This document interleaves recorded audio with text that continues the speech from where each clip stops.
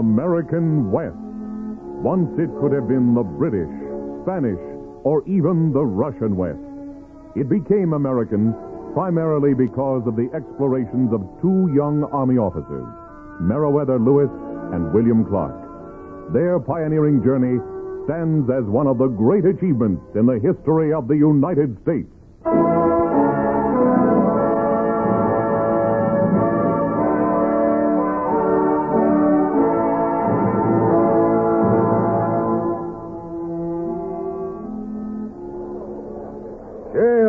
Calder, Bratton, Windsor, and you too, Goodrich. Get over here and tend to this gear. If there was any engine snooping around, it would have been stolen long ago. Captain Clark, what if a sergeant lost his voice? Would he get demoted to private? Cruzat Pryor's a very good man. Well, just joking, sir. The river's getting more and more difficult, especially for the red longboat. Well, sir, it was built for the deep, wide Missouri. And not this narrow, fast Missouri. Well, that's about it, sir. Sergeant Pryor says you know how to make a cache in the Indian style. Yes, sir. The two pirogues, they want to hide the red one and cache some of the heavier gear and the greater part of the scientific specimens we've collected since Fort Mandan.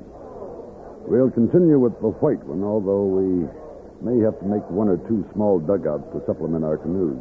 We rise behind us, sir. That looks like it's above the high water You mark. make sure of it, Cruzat. This cache must stay dry.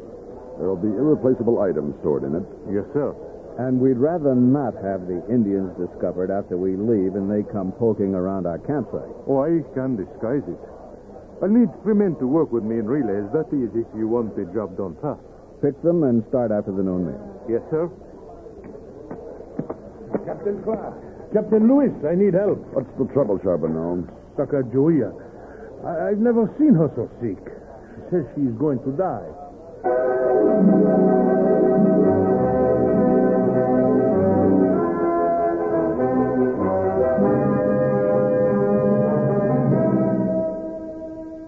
Horizons West, the continued story of the Lewis and Clark expedition.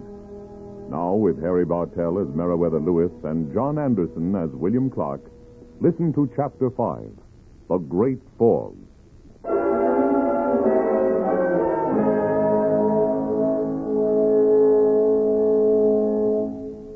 The Lewis and Clark Corps of Discovery was only a day's travel beyond the junction of Marias River and the Missouri in the north-central part of what is now the state of Montana. The men had declared that Marias River was the correct route west. The two captains had stood for the Missouri, the route which the expedition now followed. Despite the difference of opinion, the men were loyally following their leaders. Now, however, more problems faced them. Travel upstream had become increasingly hard, and there was the constant urgency of having to reach the mountains before winter closed in and made further travel impossible.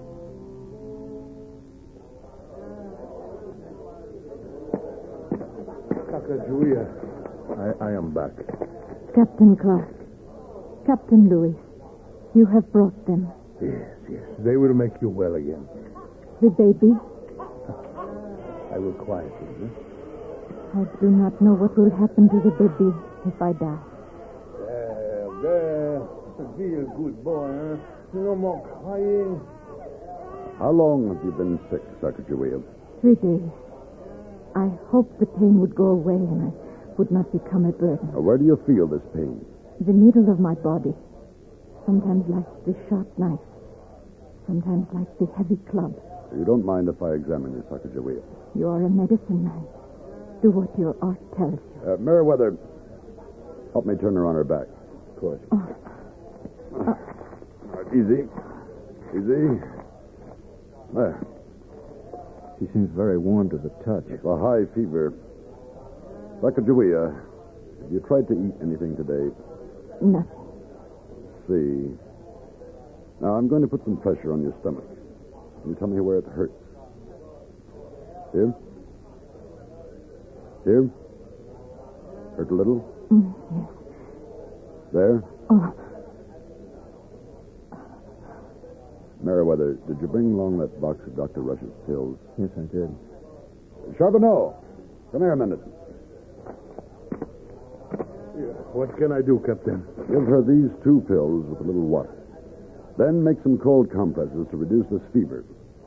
We'll look in again in the morning. Will I die? Not if we can help it. You stay flat on your back. Let your husband take care of you and the baby. Come on, Meriwether.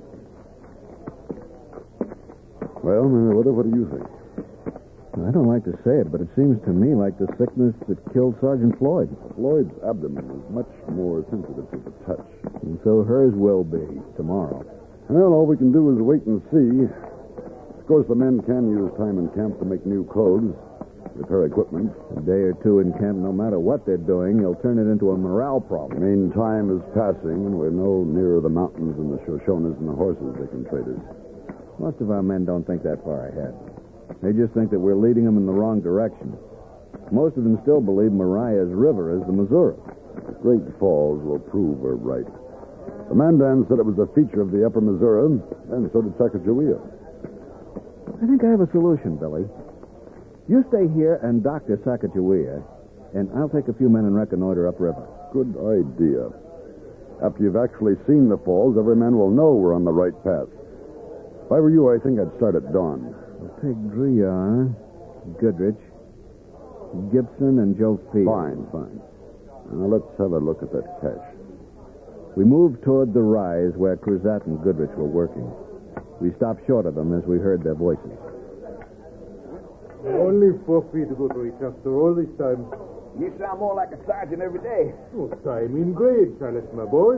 Plus experience and brains, I suppose. Naturally. Gee. Yes, sir, Senior Private. If fiddles were rifles, you'd be a general. Captain Clark. Cruzat, Goodrich, a little less talk and more digging. Yes, Sergeant. Come on, Billy, let's have a closer look. Well, looks pretty good, Cruzat. The chunk of sod we first got is 2.5 feet in diameter.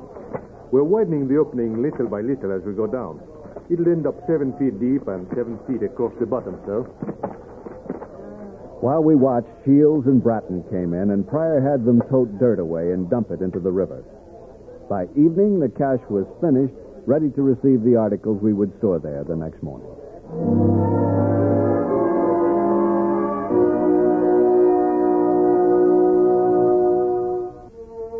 I was worried about Meriwether the next morning. He ate no breakfast, complained of stomach pains as he shouldered his pack and hurried Gibson, Dryar, Joe Fields, and Goodrich along the bank of the river. I watched them until they were lost to sight in a clump of cottonwoods. Then I supervised the loading of our heavy goods into the cache. Blacksmith tools, spare rations, gunpowder and lead canisters, and, of course, specimens. These were placed on a floor of dry twigs. Animal skins were spread on top, and then Cruzat filled in with dirt. Finally, replaced a 2.5-foot circle of sod.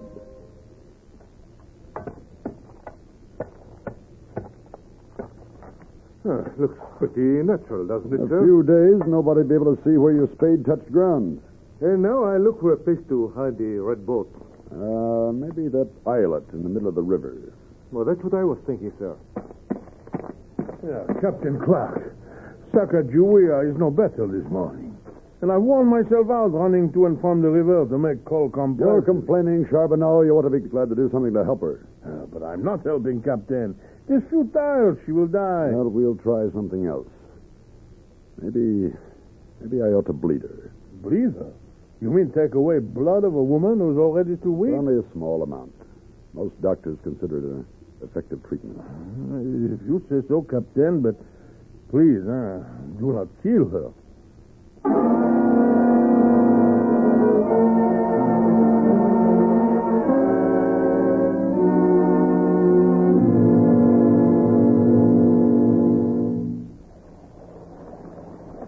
We stopped before dark to make camp and eat, but I had lost my appetite and couldn't touch a thing.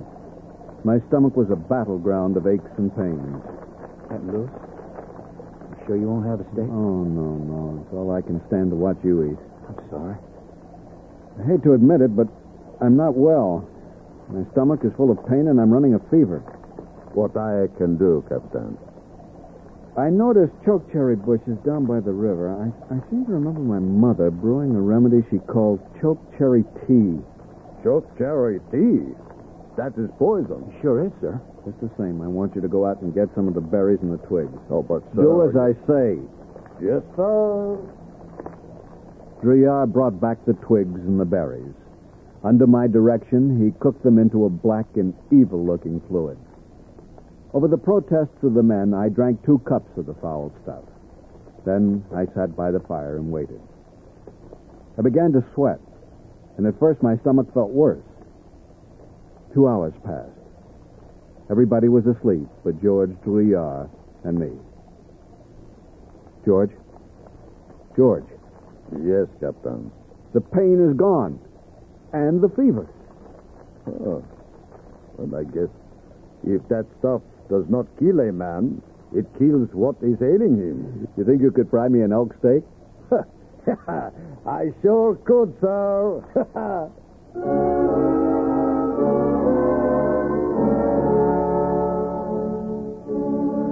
When morning came, I was completely myself. We broke camp and moved ahead over rough country abounding in rocks and gullies, in prickly pear and rattlesnakes. By the evening of the second day, we were glad to camp, eat, and fall into the sleep of exhausted men. Morning found us renewed. We pushed on over the rough country. You hear that, sir? Sounds like a waterfall. We moved forward. The sound became a roar, and the river was partially obscured by the white spray of the water as it spilled down the face of the bluff. It was a spectacular sight, even from the imperfect position we occupied. Will you look at that? That is the greatest sight in the world. If we climb up on these rocks, we'll get a better view. Yes, sir. We climbed a ridge of rock which roughly paralleled the river some distance from the falls and at a higher elevation. From here, we could see water pouring over nearly perpendicular cliffs, dropping 80 to 100 feet to strike across 300 yards of river with a boiling, vaporous impact. While the men made camp and cooked a sumptuous meal of buffalo hump, trout, and parched corn, I wrote a detailed description of the falls, which did seem to have the advantage of a first impression. Indeed, Billy Clark and I were right about our choice of rivers, but making portage around the Great Falls was going to be a fearsome task. I decided to send Joe Fields back to the main camp with word of our discovery.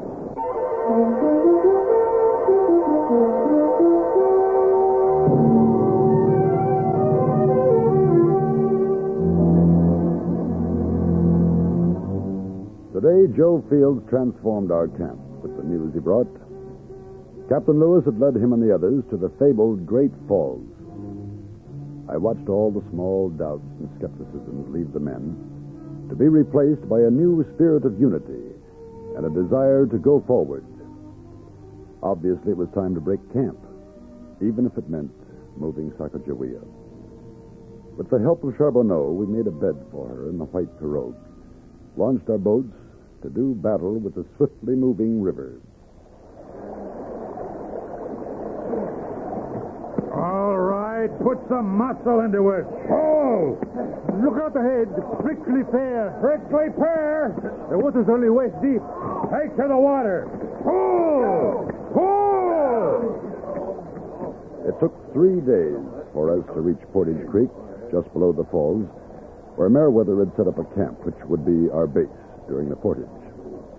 I gave orders for Shields and Bratton to help Charbonneau construct a tent shelter for the ailing Sacagawea. Then climbed up on a high point with Meriwether Lewis for a view of the falls.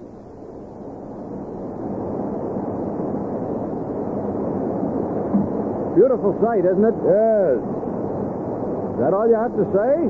Well, I'm thinking of the portage. We have a lot of equipment to move. There's several more falls beyond this first one, I suppose. 5 in all, in a 10-mile stretch of river. As near as I can calculate, the portage will be about 18 miles. And over rough ground? The ground could be worse. What worries me is an overabundance of prickly pear and rattlesnakes and unpredictable weather. And just the last few days, it's changed from heat to cold to rain to wind. We've had hailstorm and a flash flood. Maybe we'd better find a place to hide the white pirogue. That 50-foot boat is our biggest. At the far end, we can make a couple of dugouts to replace it. The men can carry the light baggage. And for the canoes and the heavy gear, we'll build trucks. Trucks? Out of what? All I see is a stand of cottonwood. Well, it may not be the strongest of woods, but we have no choice. There's one big tree near the creek that's about 2 feet in diameter. We can cut across sections of it for wheels. Well, it might work. Got to work. Unless you want to spend the winter here. No, thanks. How is Sacagawea? Worse. I think we're going to lose her. We did Floyd. Sure it's the same complaint? Well, I don't really know. I wish I were more of a doctor. How have you been treating her? Cataplasms of bark and laudanum. Doesn't help. You know, we might try something that cured me of a violent abdominal disorder on the way to the falls. Huh? What's that? Chokecherry tea. Don't know anything about it. We can't let her die. Not without trying it, I guess. In a hollow at the bottom of the bluff, we'll find some chokecherry bushes. We'll pick enough twigs and fruit to brew several quarts. You know, Meriwether, I hate to think of what would happen to the baby if she should die. You're fond of her and that baby, aren't you? Charbonneau treats her badly. If she dies, it'll be his fault.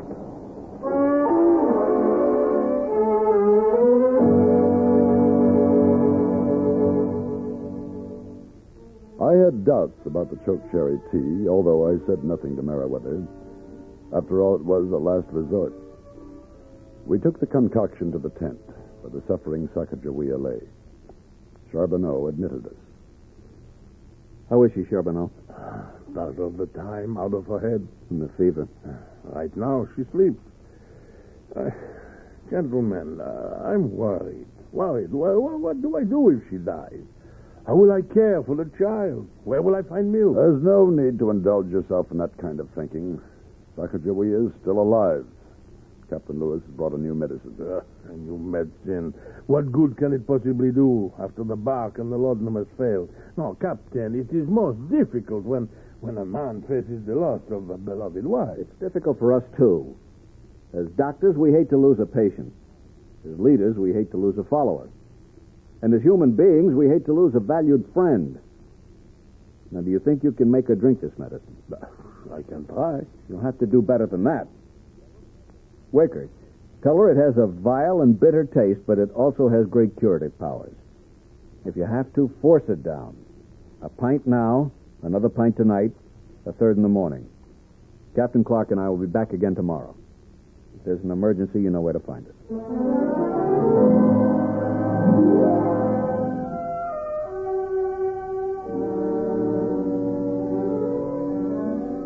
That night, while the men ate a good and ample meal, we assigned groups to the necessary preliminary tasks of the portage. Sergeant Ordway and a detail would build the trucks. Sergeant Gass and his squad would carefully mark the portage route with stakes. And Sergeant Pryor and his men were charged with the hiding of the white pirogue and the making of another cache. In the morning after breakfast, and after the men had begun their tasks, Meriwether and I went to find out the condition of our patient, Sacagawea.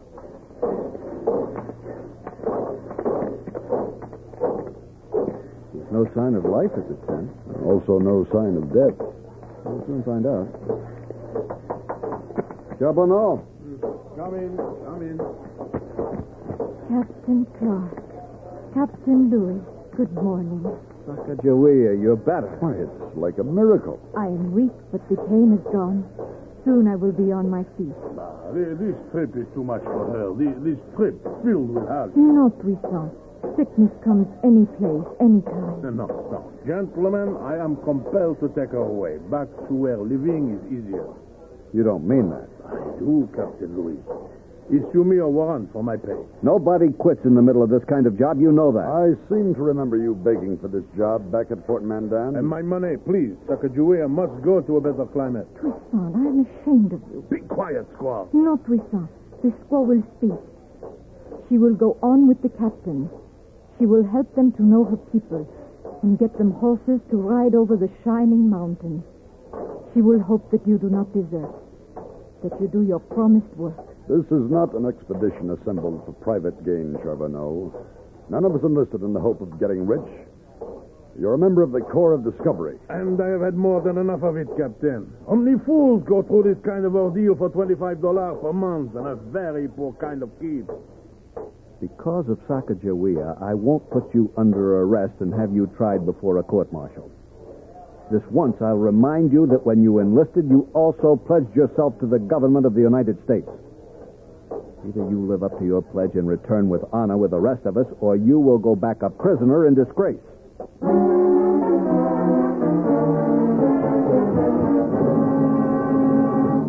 The portage began. Boats were loaded on the cottonwood trucks. Ropes were attached, and the men pulled the trucks over the rocky, bumpy portage road we had staked across the uneven plain.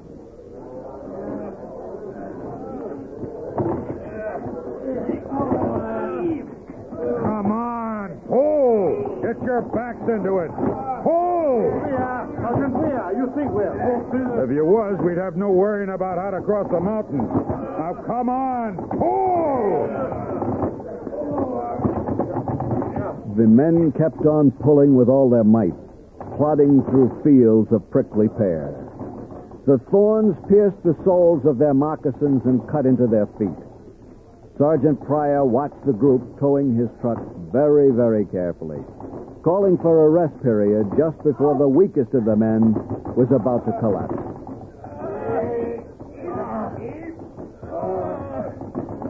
All right, halt! Lock those wheels and rest.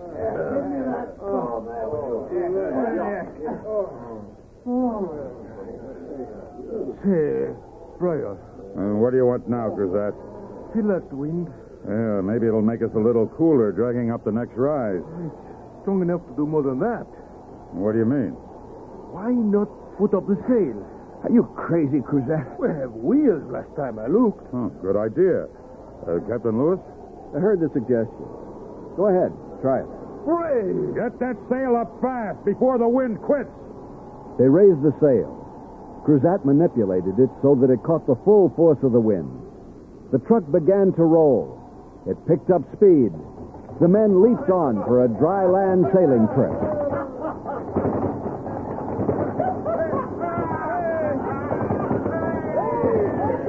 Hey! Hey, we're blowing up a storm! Look at there, rain clouds in the west! Let it come, long as the wind keeps steady. Hey, look out! Stop the truck! Halt! That cottonwood's just too blame weak for axles. Better use the mast for a new axle. It'll be strong enough. All right, men, on the double.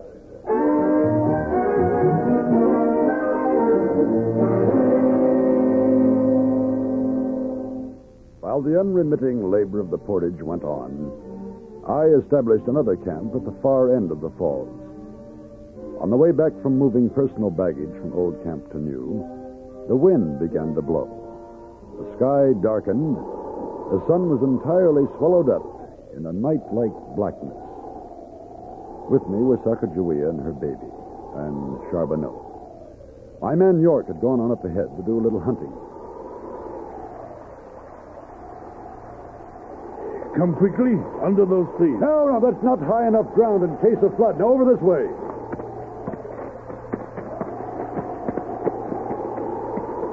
We took cover under a ledge of rock near the top of the ravine. We crouched there for at least half an hour while the rain pounded down. Oh, do not cry, Baptiste. It is only rain. Rain that makes all things grow. This kind of rain beats things to death. Well, it never lasts very long. We can hope not, Captain. We can hope not.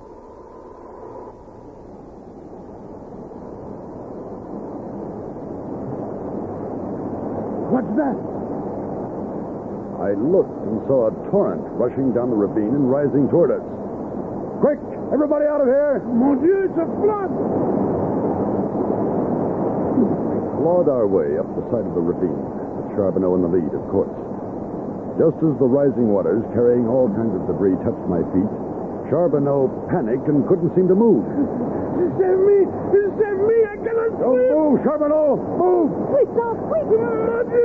Get up there fast or I'll drown you!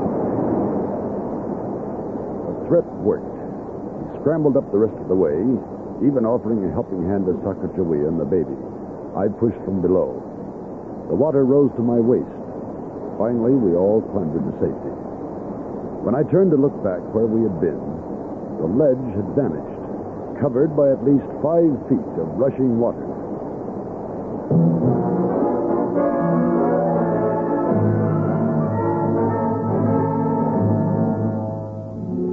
The days seemed to creep past. We observed the 4th of July with a fusillade of rifle fire and the issuing of the last of the whiskey, and then continued our work. Finally, on July 15th, a full month after our arrival at the Great Falls, we were ready to move on. We loaded the boats and were about to push out into the river once again when I noticed Sacagawea making marks with a stick in the damp earth near the riverbank. I asked her what she was doing. We near the country of my people. I write in the earth. I say you are friends of the Shoshone. Ensuing travel became more and more difficult. Oars would not prevail against the stronger currents we encountered. We had to use the poles and the tow ropes in combination with oars. The slowest, most agonizing method of transportation known to man. From dawn to dusk each day, the courage and staying powers of the men were tested and retested.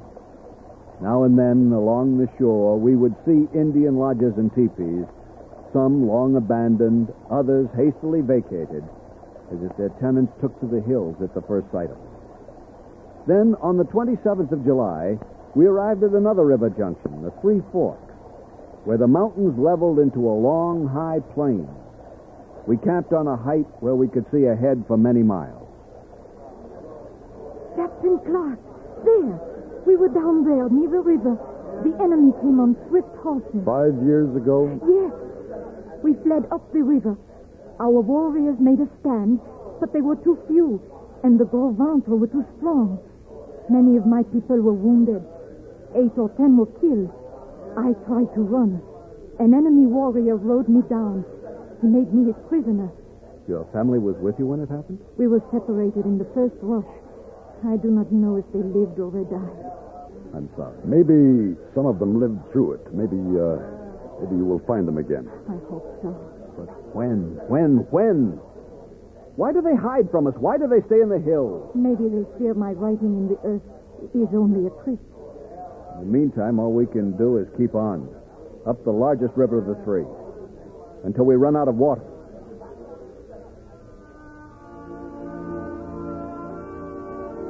We had to have horses. We had to get across the high mountains. But the timid Shoshones remained in hiding. And we kept on poling and pulling our way up the river.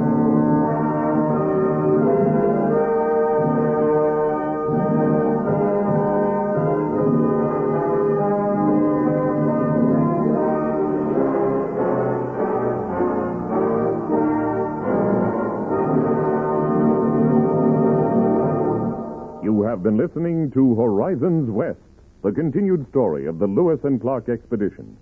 Chapter 5, The Great Falls, starred Harry Bartell as Meriwether Lewis and John Anderson as William Clark.